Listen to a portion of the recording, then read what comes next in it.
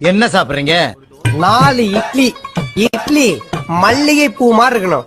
இலையில வைக்கிறதா இல்ல இவ தலையில வைக்கிறதான்னு குழப்பறா மாதிரி இருக்கணும். கிடைக்கும்ல? உன்னை நான் பொண்ணு பார்க்க வரும்போது நான் என்ன கலர் ஷர்ட் போட்டிருந்தேன்னு உனக்கு ஞாபகம் இருக்கா? நீங்க மெரூன் கலர் ஷர்ட் போட்டிருந்தீங்க. உங்களை இன்ச் பை இன்ச்சா எனக்கு நல்லா தெரியுங்க. நீங்க தான் நான் என்ன புடவை கட்டியிருந்தேங்கிறதெல்லாம் மறந்துருப்பீங்க. உண்மைதாம்மா, எனக்கு தான் எதுவுமே ஞாபகம் இருக்க மாட்டேங்குது. நீ மட்டும் என் வாழ்க்கையில் வரலனா கெட்டு குட்டிச்சவராக போயிருக்கும் என் வாழ்க்கை. நீ வந்ததுக்கு அப்புறம்தாம்மா ஒளிமயமான எதிர்காலத்தை நோக்கி நான் போய்கிட்டு இருக்கேன். கழுத்தில் இந்த ஒரே ஒரு செயின் தாங்க மிச்சம் இருக்கு. அதை மட்டும் விட்டுருங்க ப்ளீஸ். நீங்க எவ்வளோ ஐஸ் வச்சாலும் அதை தர்ற ஐடியால நான் இல்லை. நம் ராஜதந்திரங்கள் அனைத்தும் வீணாகிவிட்டது. இன்னும் பயிற்சி வேண்டுமோ? பாட்டி, என்னடா நீ மனசுல நினைச்சது உண்மையா? தாத்தாவுக்கு நீ தான் பாயசத்துல விஷத்தை வச்சு கொன்னியா? ஆமாடா, தாத்தாவை பார்க்க உனக்கு பாவமா இல்ல பாட்டி? இருந்துச்சு. எப்போ?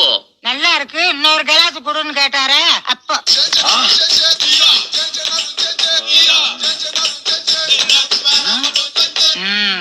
உனக்கு உண்மை தெரிஞ்சு போச்சு. உன்னை விடக்கூடாது. இன்னொரு பாயாசத்தை போட்டுற வேண்டியது. எனக்கும் பாயாசமா? எஸ்கே.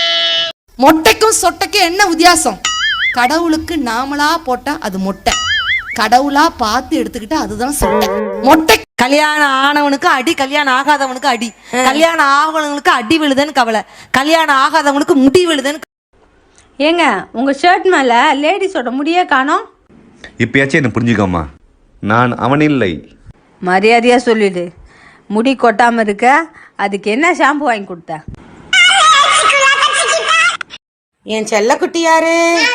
என் பூனை குட்டி யாரு? என் பட்டு குட்டி யாரு? இப்ப அம்மாட்ட அடி வாங்க போறது யாரு? என்னங்க சார்? ஐயா, திருப்பூர்ன்ற அம்மாயில ஒரு புணம் மிதக்காம விசாரிச்சியா? சும்மா இருங்க, நானும் 3/4 மணி நேரம் விசாரிச்சு வாயை திறக்க மாட்டேங்குது. அண்ணா 2 டீ. ஏய், பர்ஸ வீட்ல மறந்து வச்சுட்டு வந்துட்டேன், எடுத்துட்டு வரல. ஏய் லூசு, இதுல என்ன இருக்கு? அண்ணா 1 டீ போதுண்ணா.